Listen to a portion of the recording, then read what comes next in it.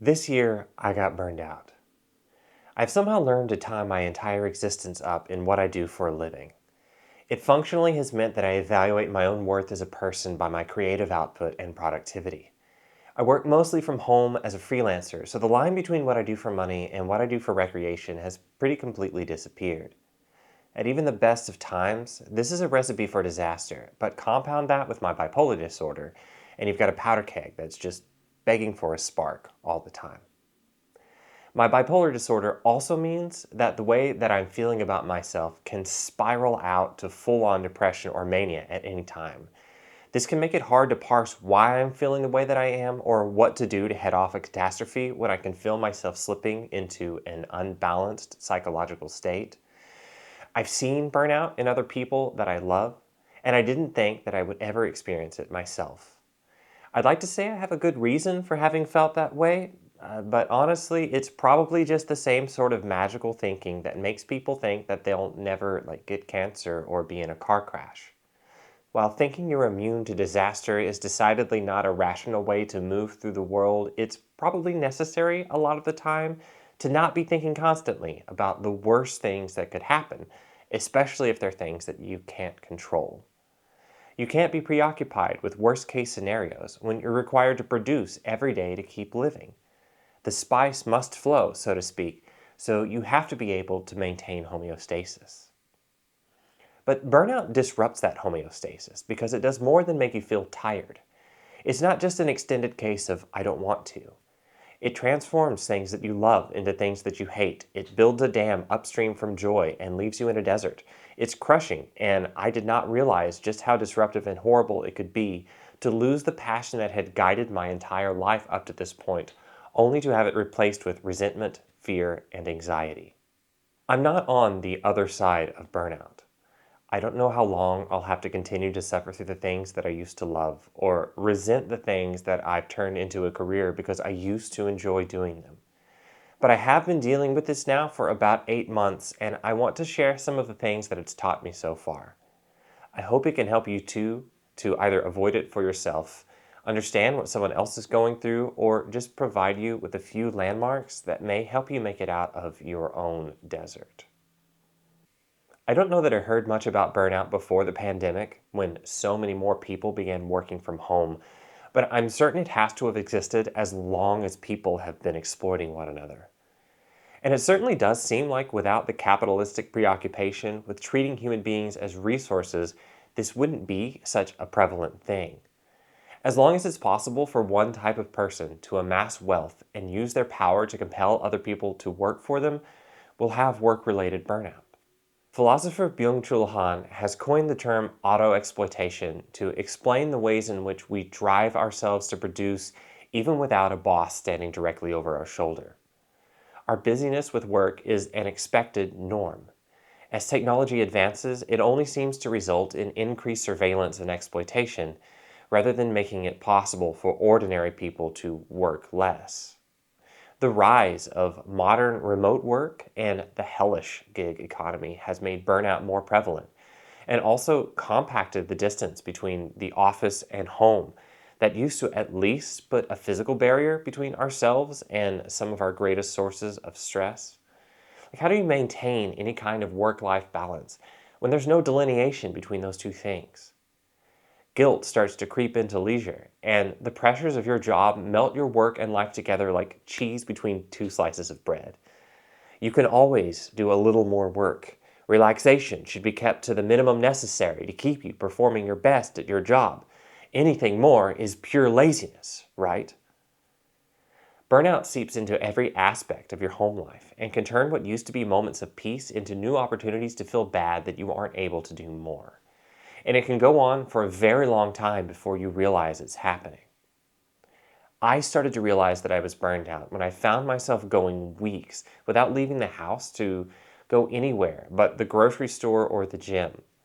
I was becoming less productive during normal hours, so I would force myself to stay half-cocked all day long just to wring as much work out of myself as I could.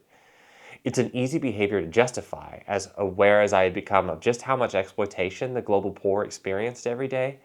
My work had in some ways become my penance, And if I were to go out, I would often be racked by anxiety to find a way to get more done when I got back home, or else punish myself in some other way for it later.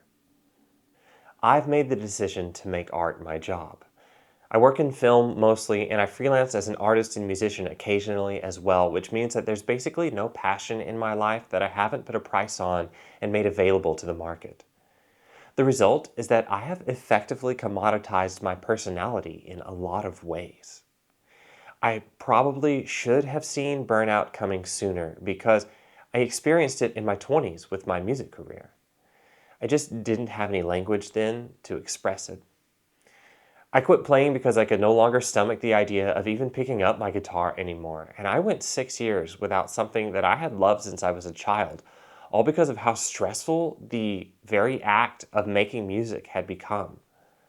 At the time, I spiritualized it. I turned it into something moral, or maybe a practical decision about what would give me the best shot at making the most money in my life. I realize now that after a decade of burning the candle at both ends, I had just become burned out. Burnout can steal from a specific act like playing guitar, but if you're a creative person who monetizes that act, it can make everything else around it far worse too. For a long time, I couldn't even enter the room in my house that I use for work to do something mundane.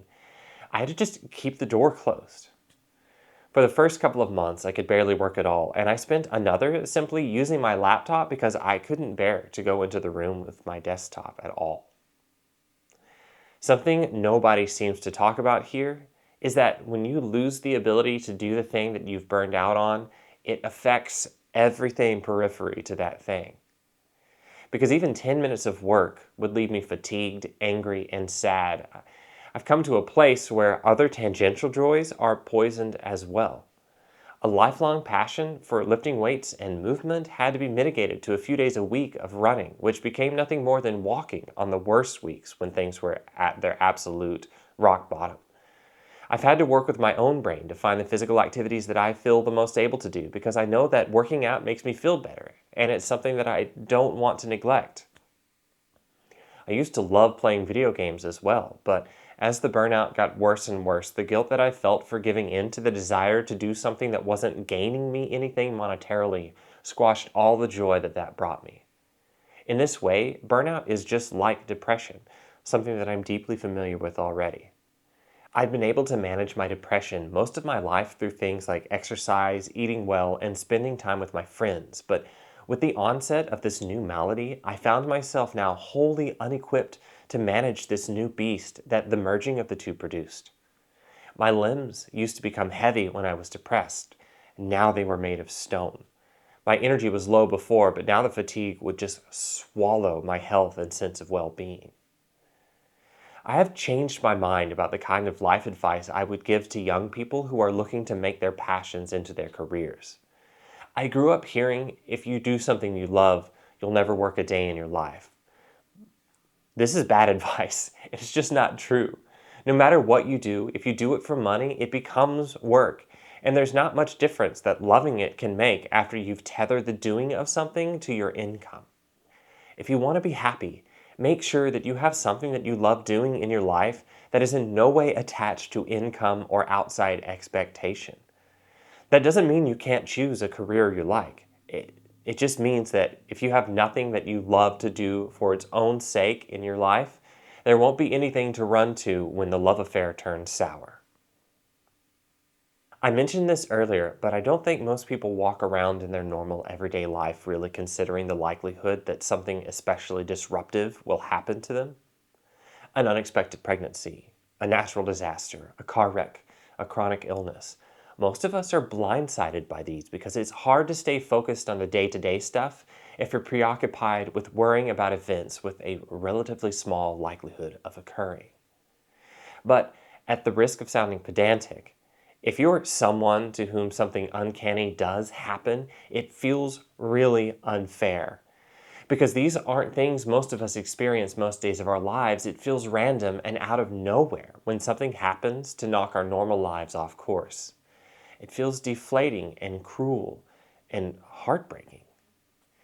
It also feels isolating, especially if it's something that you can't see on the outside.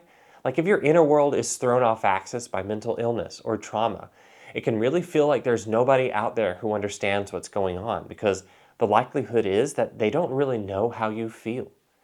Even if they're very supportive and empathetic, the people closest to you may not have any frame of reference upon which to draw when trying to understand why you're suffering or how to help. Burnout is serious and isolating, and it's absolutely not fair. I grew up hearing a lot of rhetoric about laziness and unworthiness applied to people who weren't seen as having a strong enough work ethic. I grew up in a very conservative place, and an individual's perceived worth was directly tied to their ability to pull their own weight, so to speak.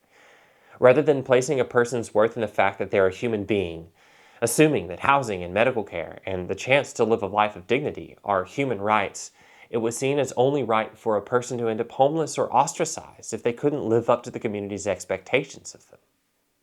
I've internalized all of this and have felt for most of my life really unworthy when I'm not working on something at whatever pace that my arbitrary internal standards tell me is up to snuff. Feeling unable to engage with work on the same level is devastating when your self-worth is tied to your productivity. How else are you going to demonstrate that you deserve to live, to eat, to sleep in a warm bed if you can't work and work very, very hard? It's a horrifying prospect, and when it becomes real, it genuinely feels as if somebody has taken a part of you and there's nothing you can do to justify it. I don't have any advice about how to deal with this. It's too raw. I'm going through this stuff right now. I had an argument with someone very close to me about this just last night. And the truth of it is that I still can't shake that broken and untrue metric of self-evaluation. Intellectually, I believe that a person truly is deserving of basic food, shelter, and security no matter what. I'm a leftist, after all, and I base my political and social outlook on the idea that all people are deserving of dignity and care by virtue of just being born a human. And yet, internally, I've obviously not done the work necessary to bring myself out of that deep foundational belief that your worth is in your output rather than your birth, which may be one of the foundations that we'll need to tear down if we ever hope to eradicate burnout from our work-obsessed, bitterly exploitative modern world. We'll need to confront that fact that the vast majority of people living in the world are every day faced with the brutal dichotomy of either work yourself to the bone in this unfair system or starve. When the vast majority of the world's wealth is held by only 1% of the population, it's no longer a tenable position to try and justify that evil. Just as that level of poverty and exploitation is preventable, so too is a world in which we're forced to exploit ourselves to the point of horrendous internal suffering. There is life on the other side of burnout. I've seen it in others, and I've experienced moments of peace recently that I had gone a long time without. Untying our identities from our work is an important factor, which can be especially difficult if we've grown up in the types of communities that value hard work above everything else. Your worth is in your birth, not your output, and empowering people to love themselves will help us to remove people's shame and foster healthier communities. I also believe that most people just need to have the freedom to work different jobs in their lives, like to have new and fresh occupations to keep their minds stimulated and not just bogged down by the same repetitive tasks for months or years or decades. We need better social safety mechanisms that allow people to change careers without being punished for it, and try and make sure that companies are actually providing training for new hires to set them up for success, as opposed to stipulating that every entry-level position somehow require years of experience already just to apply. The barriers to changing jobs keeps people feeling more trapped, which only causes them to burn out faster. The word laziness also needs to be eliminated from our lexicon. For one thing, we have no idea what somebody else is dealing with, what's going on inside their heads. That judgment that they're lazy is unhelpful. It's been proven ad nauseum that punitive systems are not effective at changing people's behaviors, but especially in America, there is a false and harmful assumption that if people aren't frightened into working through a constant brandishing of some metaphorical gun, then they won't work at all. This is just such a stupid assumption. People are wired to produce and create and progress. We're an industrious species and a social one. We want work and we want to move forward together. What we don't want is to be ruled over and threatened and blackmailed into participating in a system that only enriches those at the very top through wringing out every ounce of energy possible from everybody else.